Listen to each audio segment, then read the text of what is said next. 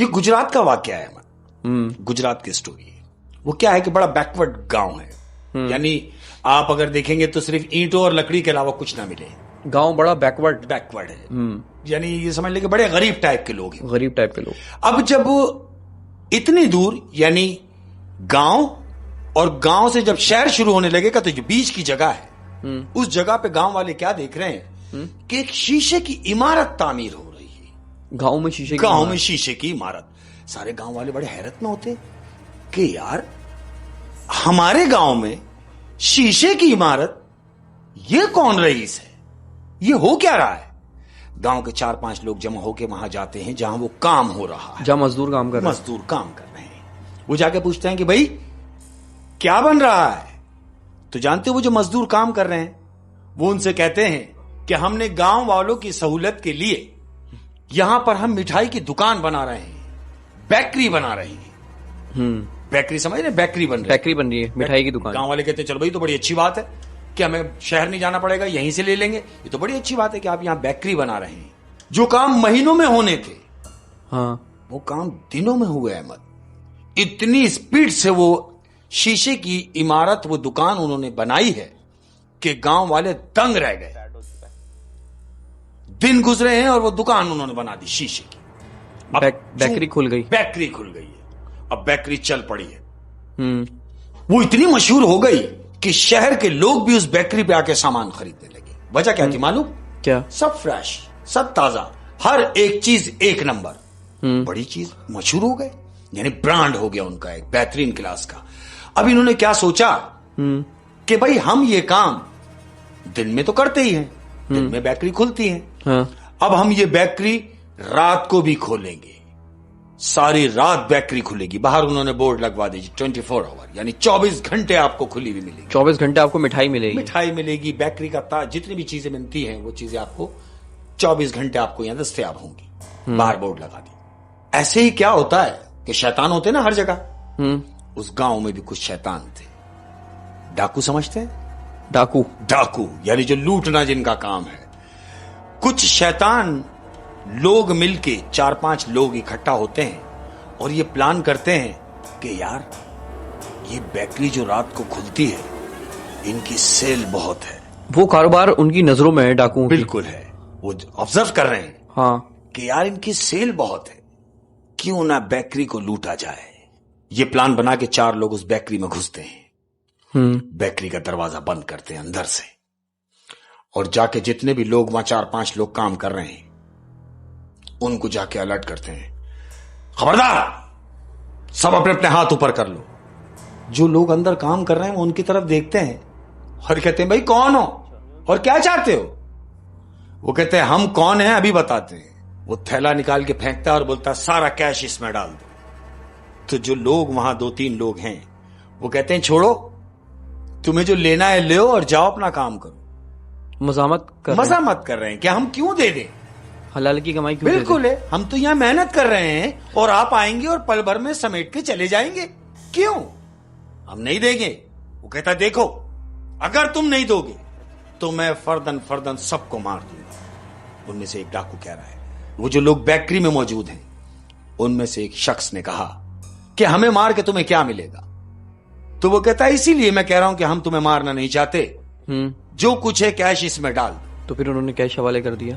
Cash हवाले कैसे कर देते हैं अहमद, वो तो मेहनत कर रहे हैं। वो कहते हैं हम तुम्हें ऐसे नहीं ले जाने देंगे। तो डाकू रिवॉल्वर निकालता है, जो मजम्मत कर रहा था कि हम तुम्हें नहीं देंगे, वो कहता है इसको बोलो कि थैले में सारा पैसा डाल दे वरना मैं तुम्हें गोली मार दूंगा।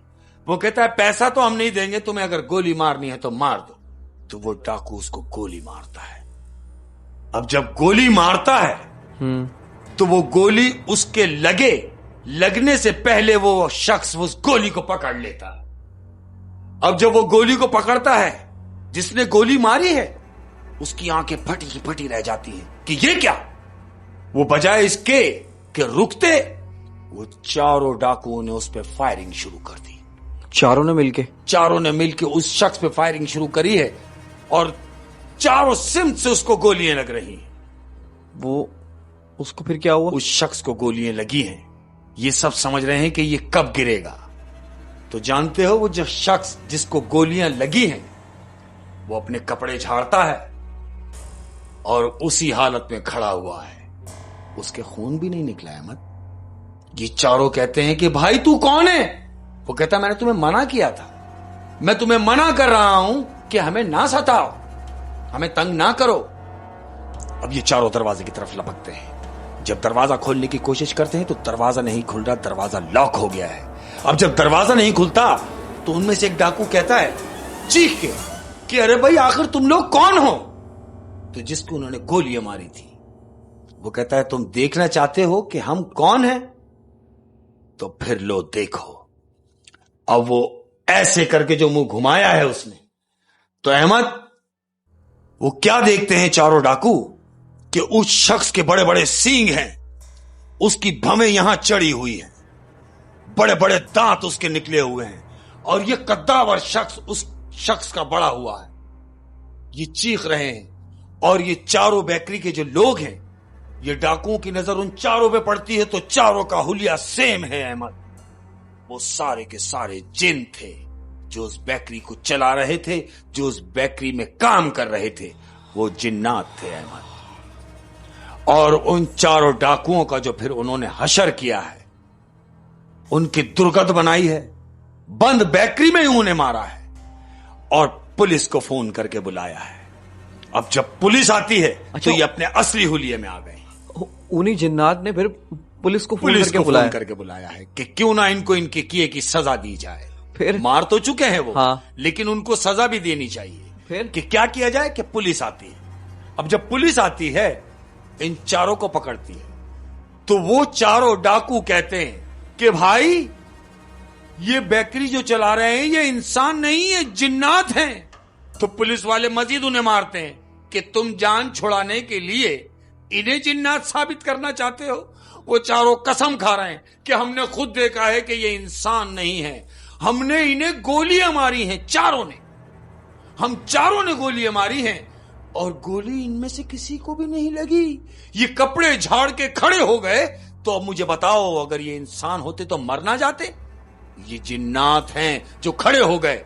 पुलिस वालों को इनकी बात पे यकीन नहीं आया। वो कैसे यकीन आएगा? कैसे यकीन आएगा? वो ये सोच रहे हैं कि शायद ये अपनी जान छुड़ाना चाह रहे हैं। हाँ। पुलिस वालों ने चित्रोल करते हुए वहीं से लेके गए अहमद।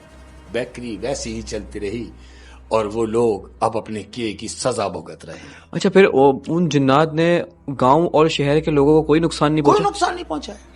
ओहो, अब आप उनकी सहूलत के लिए वहां आए। सहूलत के लिए वहां। अच्छा, आप ये देखें कि सबसे पहले तो गांव आपने बताया बिल्कुल बैकवर्ड था। ईंटें और लकड़ियां, इसके अलावा कुछ भी नहीं था गांव में। वहां शीशे की इमारत, और वहां शीशे की इमारत और बिना किसी टेक्नोलॉजी के बिल्कुल शीशे की इमारत उन्होंने 4-5 दिन में खड़ी कर दी। जो काम महीनों में होना था उन्होंने दिनों में किया। यही सोच के गांव वाले भी हैरत में थे कि यार कितनी स्पीड से काम किया है। लेकिन हकीकत किसी को नहीं मालूम। हकीकत ये चारों डाकुओं के अलावा अगर वो डकैती ना करने आते तो शायद उनको भी ना पता, तो शायद किसी को भी नहीं पता चलता। लेकिन अब उन्हें शायद पता चलने का फायदा भी नहीं है कुछ नहीं। क्योंकि उनकी वो तो चोर है। बिलीव करेगा उनकी बात? उनकी बात का कौन यकीन करेगा? हो यानी क्या बात है शेख साहब, मजा आ गया। क्या बात। और आज की स्टोरी ने भी कमाल कर दिया। मेरे साथ साथ आप लोगों को भी स्टोरियां पसंद आ रही होंगी। और मैंने आपको बताया कि अगर अपनी कोई कहानी आप शेख साहब के मुंह से सुनना चाहते हैं तो इंस्टाग्राम पे हमारा पेज है अहमद खान टीवी के नाम से। मैं इसमें डिस्क्रिप्शन में लिंक भी डाल दूंगा, कॉपी पेस्ट कर दूंगा, तो वहां आप अपनी स्टोरियां हमसे शेयर कर सकते हैं। शेख साहब जाते जाते मैं अपने प्यार करने वालों से, जो हमारे प्यार करने वाले हैं, हमारे सुनने वाले हैं और हमें मोहब्बतें देने वाले हैं, उनका बहुत शुक्रिया। और जितने भी देखने और सुनने वाले हैं उन सबको एक मशवरा है, उन सबको एक इशारा है कि मेरा एक इशारा है, उतना ही मिलो उस शख्स से कि जितना वो तुम्हारा है।